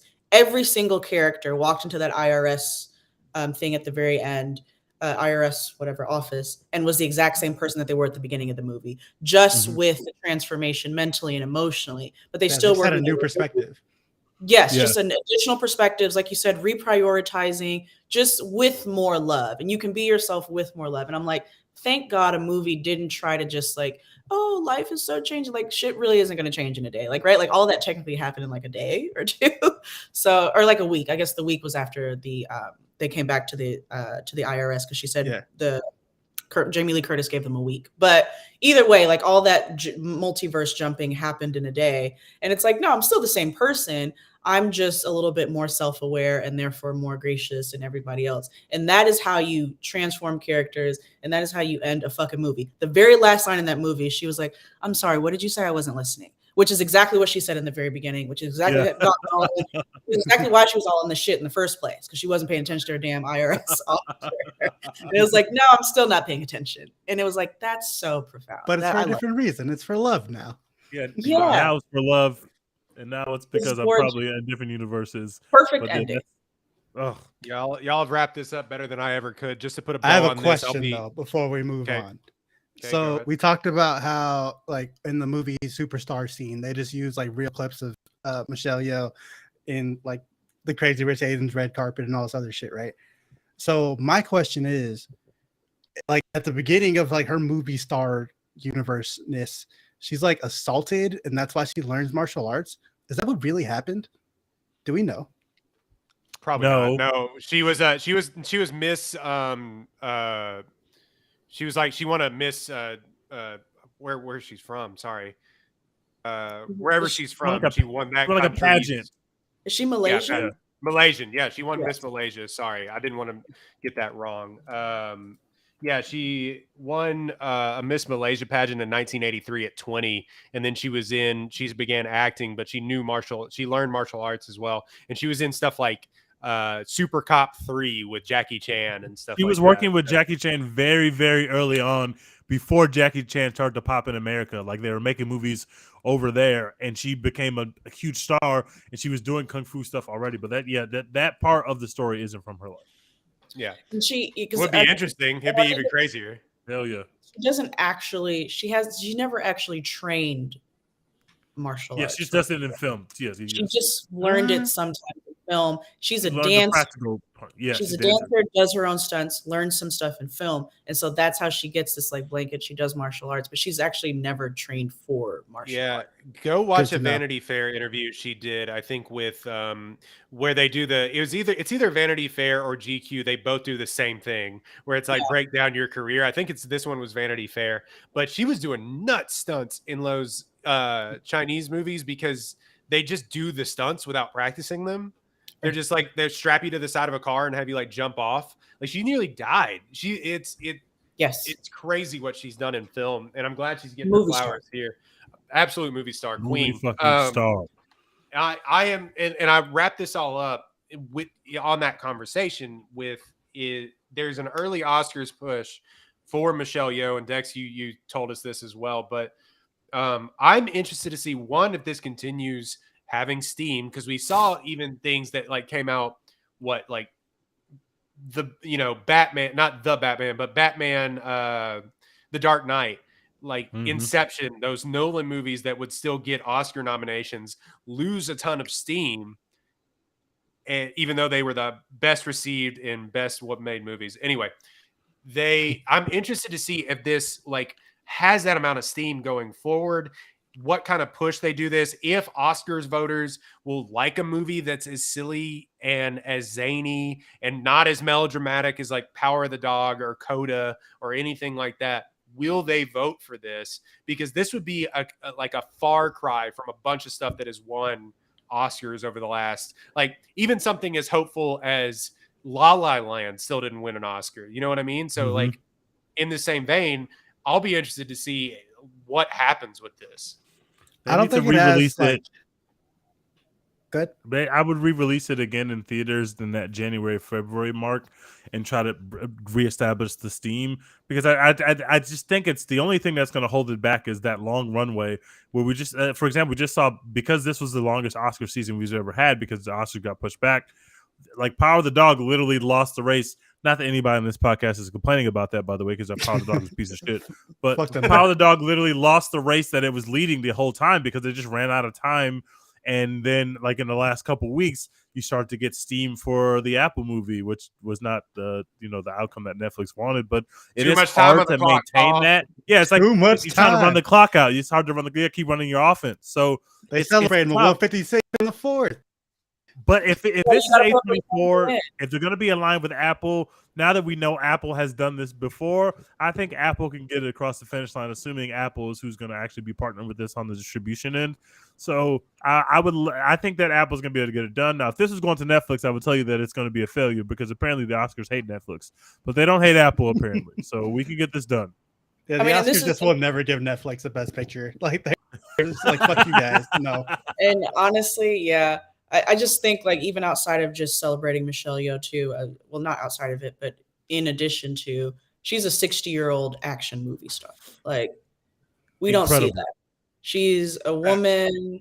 She's a Malaysian, Asian woman, and she's an action movie star. She does her own stunts. She's 60 years old this year.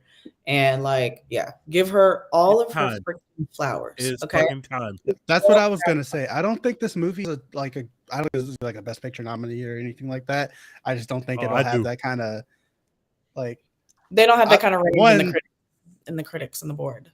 I think this is going to be like a banger year for like Best Picture nominees. Like there's going to be so much shit. Like we've got a Scorsese film coming out. We've got a Nolan film coming out. We got a Spielberg film. We've got like a ton. We've got a ton of shit coming. We got a Robert Eggers film. Alex Starling. We got a Jordan Peele. Jordan Peele's coming this year. Yep. So there's a ton of shit that's going to be there for Best Picture, and I don't know if this movie is going to like be able to kind of stay with all that, especially given how weird it is. And some of that stuff will be way more traditional, like Oscar-y stuff. So I think it might get left out there. But I do think that Michelle Yeoh is a great chance at like a Best Actress because she's going to be in some other stuff that's coming out this year. So she's just going to keep being back like in the news and stuff, especially like if Avatar 2 finally comes out like it's supposed to, she's going to be in that. You already know they're going to have her fucking everywhere for that. So a movie that is never going to come out. There will Or be you a gotta- year never of gonna come Michelle Yeoh Mark my narrative. words. One take. It's coming out. Thank you. There will Movie be that's the never year of coming out. Michelle Is it Yeoh going to be narrative. any good? It is She'll coming get out. that. She'll get that Don't do that narrative like Laura Dern got it for Marriage Story, a movie she was barely even in, but everybody was like, "It's the year of Laura Dern, baby, Laura Dern, let's go." Because Laura Dern ate that. Okay. Yeah, she was she's incredible. good. I love Laura Dern, but like she was in that She's movie, in the for movie like for 5 minutes. 5 minutes, she and they were ate like, that "Oscar body part. done." That's called efficiency. I agree. So I think Michelle she Yeoh does deserves- more thing. Even if you want to call it a legacy Oscar, obviously it's not. Like all the main actors in this, including her, earned whatever it is that they get. I hope she gets points back on this film too, because this movie doesn't happen without her, obviously. But like, I would give an Oscar. I would give supporting Oscars to Stephanie Sue. I would give supporting Oscars to Kiwi Kwan. I would give best actress to her as well. Like set design stuff, like all of the behind the Screenplay, give it to me. screen, yeah. Editing, like I think it has a lot of chances to get that. But yeah, the best picture one is the one where it's going to be like where the troubled British man movie is going to like sweep all of a sudden, because it's just like Troubled yeah. British man. yeah, it's Best Picture's gonna be a bloodbath this year, bros. Like this year, it was literally I can't like wait. 2 Real movies cinema is that were back. in contention, but like 2023, Best Picture's gonna be a fucking bloodbath, bros. Like Real I'm cinema gonna is be- back, bros. It's going to be a excited.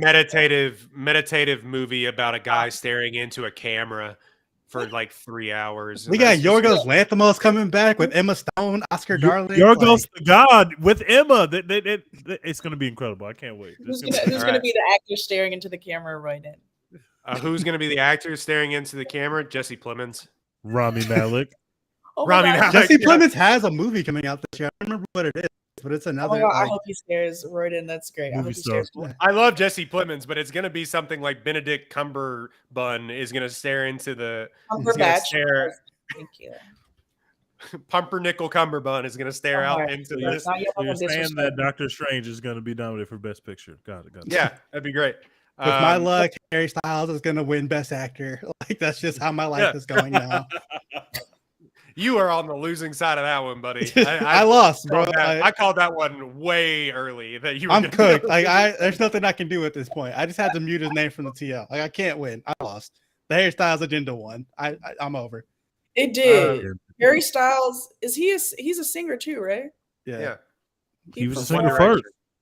Yeah, he performed one of my favorite film songs, Nightmare Before Christmas, at Coachella. So official Harry Styles fan as well here. Damn All it! right. I lost again. You lost again. You lost again. That has been our Everything Everywhere All at Once. Go see it if you can in the theater or In a travel to theater. see it. Go see In a it. theater. Go see it. Right now, after this ad break, we are going to do our favorite indie films very quickly. Right after this ad break from Apollo Houston. All right. It doesn't have to be a draft. You can give a couple, but let's go. Mo, do you have your favorite indie film ever? And She definitely indie has meaning hers. for those who are unaware, it's like the top 5 studios. Anything really outside of that. For a while, it could have been you could have included Netflix in this for a minute, but now they have $1 billion to throw at movies. Yeah. So like maybe we don't include Was them. Netflix a major studio then? My I favorite would say indie so. I would movie. say that. Yeah, basically. He's starting with me, Teach. Oh, go ahead. Parasite. Oh, Okay, you yeah. do this. Hell yeah. Come on now. Y'all know me by now. Y'all know what it is. Why do you I like don't- Parasite? Why is this your favorite indie Why movie? do I like Parasite? That's it. It's Parasite. tell- What if somebody the listening has never seen Parasite? You have to convince them to go watch this movie. How many people have I convinced at this point to watch Parasite? Hundreds at this point, literally. Was it the Weinstein Company? Who ended up putting out Parasite? A24, is it not? I thought It was the like Weinstein. it was a British. It It's was a Neon, British indie, right? of something. Oh, it's I don't know who put that movie out. It was a British company. Anyways, I think like British. It was Neon. You're right. Yeah. Anyways, real short. I don't know. This movie changed my life forever. Similar to Everything Everywhere All at Once. I'll tie it up. People left that theater, changed, moved, sobbing, crying, laughing, everything. It's a horror comedy. It's a drama. It's it's frightening. Like you don't know what's about to happen next, similar to Everything Everywhere at Once. That's how Parasite is. And I just think that Bong Joon-ho knows how to tell a motherfucking story.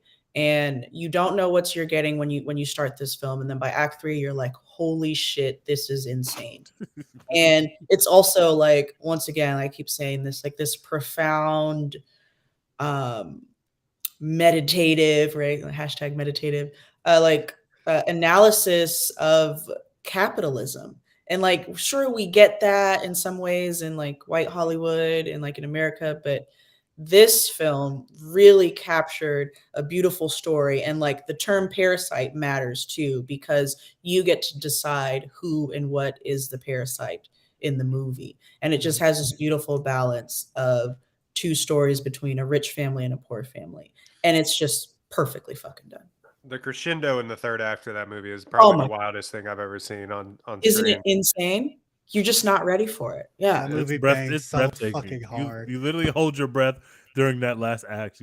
And really the second act, you really hold your breath when you finally open up into what's going down in the basement and that scene is happening. You're just like, what? I thought I was in a different movie. I'm in a very different movie than I thought I was in, and I just realized it. It's insane. Yeah. That was one of the most like, oh, that's what everyone was talking about moments that I've ever had in a movie theater. Because at first, the first like chunk of the movie, I was like, I mean, this is cool, but like, I don't get why everyone was so hyped about this shit. And then you get to the basement scene, and you're like, oh, now we cooking. Now we turning this shit up. All right, come on, let's go. And it turned all the way up. You were like, holy shit. Perfect cinema. I can guess. It is gonna. I don't even have to have multiple guesses to guess what Tejas is. Oh, I would love this. I'll give you 2 guesses. I think it's pretty easy to guess. Midsommar. Yeah. No, I was gonna go Midsommar, but I went back. But it was between either Parasite or Midsommar, or what I ended up choosing, and I ended up choosing my movie. But shouts to A24, they make the best shit, and Midsommar is it the favorite? Of all time. I didn't choose The Favorite or The Farewell. Both things that also are perfect movies, that are bangers, that are independent movies.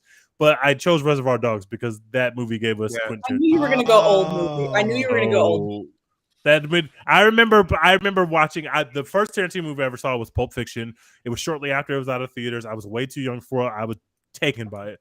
But the way that Reservoir Dogs works, the way that Tarantino gave us this genre of crime movie that is literally just like it's just like really a conversation piece. It's like the when they're sitting in the diner in Reservoir Dogs, they're having this conversation, you realize this is the movie, right? Like obviously there's violence, there's blood, there's crazy shit happening, but the movie is really what's happening when people are sitting around talking. That's why Pulp Fiction works. It's what's happening before Samuel L. Jackson and John Travolta walk into the house to do the thing they got to do with the suitcase. They're having a regular, normal days conversation, and that is why his movies work. It's because the way the characters relate to each other before the action starts is amazing, and then the action is just another piece of their life that's incorporated into the bigger dialogue drama. Quentin Tarantino is my favorite director of all time. Reservoir Dogs is an independent movie that gave us my favorite director of all time, so I chose Reservoir Dogs. But all y'all choices were movies that I also thought about and loved, because I watch a lot of indie movies, obviously. There was a lot of like that era of directors from like 89 to about 95 with Steven Soderbergh and Tarantino and stuff, people that literally like grew up just watching movies and watching bad movies and watching all movies. Like they're like, okay, well, we can just make this for like $5. And they did, and then all of a sudden these indie films just became what was popular throughout the 90s and early 2000s. And there's a lot of those movies that you think, oh, that definitely was an indie movie, but then all of a sudden you look and like they started getting picked up by Miramax, and Miramax is like, oh, that's definitely indie studio, right? No, Miramax was bought out by Disney in 1993. So like, exactly, that's what I was thinking too when you said it's like it might have been an independent studio like at that point, but now it's now it's the same thing with A24. It's like Everything Everywhere All at Once is an independent movie, but also A24 is putting out bigger and bigger shit because A24 and Plan B. But they built themselves up making these kind of movies. The Plan B is the same way. Like they're making these kind of movies with these indie sensibilities on these not so major budgets, but they're becoming more and more popular to the point where A24 now is not just a studio, it's also branding. I tell you it's an A24 movie, you have a sense of what the movie is like before you see it because we have watched enough A24 movies to get their taste level. Minari was like nominated for Best Picture, right? That's a A24 Asian immigrant movie. Yeah, there's a couple of those and I said outside of the big five, so it'd be like Walt Disney, Columbia, Paramount, Universal, and MGM. Although I guess MGM got bought. I guess they're about to get bought by Amazon. By Amazon, which is like, oh god. And like, I guess Disney owns everything. Is Pixar? Yeah, they own Pixar, they own Marvel, so that's all. They Star Wars, everything. All that's under Disney. Yeah. So, and Disney now owns 20th Century Fox and Fox Searchlight, which Searchlight was its own sort of independent studio. Anyway, kind of going on. Everything.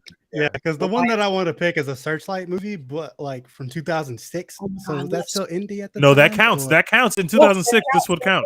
Kind of, because it was Fox Searchlight. So like, what film is this? Little Miss Sunshine. Nice. Okay. No, that's fair. That's fair. I love Little Miss Sunshine. Yeah, go ahead. I didn't get put on until I was in college. And like, it was one of those movies where like my weirdo friend who was into a bunch of weirdo movies was like, hey, we all got to watch Little Miss Sunshine. Like, I need this for us as a friend group. I need y'all to know what I'm talking about when I reference Little Miss Sunshine. And we were like, okay, cool. I watched it thinking it was going to be some bullshit. And then we get into it and I'm like, oh shit, this is amazing. I fucking love this ridiculous little family. I am rooting so hard for little Olive in the beauty pageant. Not like I was laughing the entire time. It's really like uncomfortable at points, but like it's still got heart to it. Like, I mean, obviously, like one of the main guys in it like just survived a suicide attempt. Like, it's a very like serious like in terms of subject matter, but it like gets to its point like so in such a fun and endearing way that like I saw it like as a freshman in college and just have never forgotten about it, and I'll watch it anytime that I like just see it pop up. Like if it's on like TV or whatever, I'll just like stop and be like, okay, I'm watching Little Sunshine now. Like shit, I love that movie. If you haven't seen it, go check it out. And then it's like when the Office dude can do drama. That's him and Paul Dano just giving each other bars in that movie. That was incredible. Abigail Breslin nominated for an Oscar. She was like 6. Toni Collette, they're putting up numbers as usual. Was that Alan Arkin was the grandfather in that? I think won an Oscar for that movie. Did he? Yeah, I think he won for Best Supporting Actor for that movie. So yeah, shout out to Little Miss Sunshine, a just awesome independent film. My favorite, like, I think I've watched it 5 times now, and we're all like, we've kind of gone from the 90s to the late 2000s here, so I feel better about where we are, because like somebody's gonna be like Midnight Cowboy, Easy Rider, like, you know, like both great films, but you know what I'm saying. My favorite is Whiplash. I think Whiplash is amazing. Is one of the best films where nothing happens the entire time. It is. But so much happens. So much happens, but literally it's like the smallest scale ever. Like a music school in Brooklyn or something like that. Also, like, how many locations did they have in that movie? Yeah, like 4. 3. J.K. Simmons is the fucking best, man. I think J.K. Simmons delivers probably the best performance outside of maybe like Heath Ledger or something in a movie over the past. Like, he is maniacal and evil, and just the catharsis at the end of that movie when he just goes off. And I'm not a big Miles Teller guy. Y'all know my Miles Teller stance, but like he and J.K. Simmons just. Yeah, he and J.K. Simmons just going off in that movie, and the very ending of the drum solo and everything, and the subtle nod at the very end. Like, Damien Chazelle is brilliant. And they made that movie for seriously, I think like $1 million. I was gonna say it's like phenomenal film. I think J.K. Simmons, what's amazing about, he's just like this maniacal character, like you were saying, but he's so endearing. Or is that just me? That's you. You like evil people. You. Oh my god, it's so evil. You like chaos and evil. Oh my gosh, but the way he like delivers his lines, I'm like, you want to be a good person, don't you? But like, I don't know. I think his evil is so endearing. That might He just be. says in that movie, "I'll fuck you like a pig." I And, just, but like it's- that's, but like he really thought What? about that. He put a thought in that, you know. He put It's a like, thought into that. I care a lot. Obviously, my care is like coming out like that, but I don't know. Let me shut up because I'm telling on myself. I I wouldn't don't know. fuck a Yeah, pig. I'm I about wouldn't to, care about to tell about. you that. Miles Teller's not that great, but I think his performance in that movie is so good to me. But I'm with Roy, and I'm not a huge Miles Teller fan across Wait, his what's career. the Miles Teller beef? What's the he Miles? he Is flew he too mid? close to the sun. Okay. Yeah, like Okay. It Okay. was like, in it was like, Whiplash, we're gonna he make nails Miles Teller. We're gonna make Miles Teller a thing after Okay. like the Spectacular Now. There's like, which a movie, also another independent movie that I love from the early 2010s. But like, we're gonna make him a thing, and then it was like, why are we doing this? And then they Yeah. made, and then apparently he's also kind of like an asshole in real life. So I mean, there's it seems like all those white men, no offense, but like all those white men who like they tried to make a thing just because they just look like they should be a thing. Seems like all of them are assholes because they've looked like that their entire lives, so they can get away with being assholes.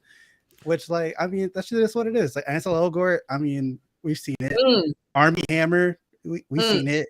Bros, I heard Tokyo Vice is some fire, but I'm staying away because of the Ansel Elgort I allegation. refuse. I've been staying away, but Yo. they're saying it's fire over there, bro. And I'm getting It's going to be very fire upset without me, dog. that they're putting Ansel Elgort into stuff that's fire. Let's stop doing that, Hollywood, please. Thank you. It's Thank about to you. be fire without me, bro. I'm good. We know that. outer range stands over here, baby. We on Amazon now. I love Outer. Oh my God, are y'all really? Yes. I don't know if Yeah. they've I even have seen not. it, but I am I have not. huge on outer They are range. big. Amazon is pushing that on my. It's on my home screen every single time I log on. It's As it just like, should be. Watch that shit. It's so good. I It's on. I It's did on want to say Billboard. on this podcast, because we're gonna have to save this audio because it's gonna come up again. Britt Lower is going to be a fucking movie star, and she is giving the greatest performance on Severance. She Severance, is incredible. She's going to be huge once they start putting her in movies. Y'all gonna see her being very emotional on screen soon, and it's gonna be phenomenal. I am Britt Lower Hive. She is here. Welcome. I'm so glad. That's another thing that I'm starting as well too. There's so much to watch, but any other movies that we want to shout out? You know what we're doing next week. I don't know which episode we're doing next, but in the next week we are going to be watching Nicolas Cage, and we're going to be watching The Northman. Big cinema hours are absolutely back. We're here, and also hashtag support Florence Pugh because I don't know where Dex went. Oh, he's back. Okay, never mind. Yeah. Forget that I said that. Yeah, man, The Northman's gonna be really fucking good, right? Also, just shout out Teach. I'm so glad you're on to Severance. I told your ass. Royden Dex. I have to to watch talk- this I apparently. know this is filmed, but y'all gotta cover Royden this. has to watch The Favorite. He hasn't even seen The Favorite, so he don't need to be watching Severance yet. Why are y'all He's always watching The Favorite. first? Y'all be calling Dex and Royden out on these shows. So, Yeah, they deserve I'm it. bad at watching TV. but I give them a pass for TV, kinda, but he doesn't get a pass for not watching The Favorite. He watches movies all TV the is time. hard to He can commit watch The to. Favorite. TV is very hard. Look, man, I was living in Beaumont, Texas. I was drinking a lot, as you do in Beaumont, Texas. Anywhere in Texas. I was in a bad place. I wasn't gonna go watch The Favorite. Sorry. It wasn't The Favorite by Yorgos Lanthimos was not coming to Beaumont Cineplex. Like, come on. It's out there now, guys. It's in the universe. You don't have to go see it in the movie theater. That is fucking hashtag real cinema right there. It's dope. We love Yorgos. We know Yorgos Lanthimos is a fucking king. I can't wait for his new film this year. I can't fucking wait. That's just All been right. fucking weird, bro.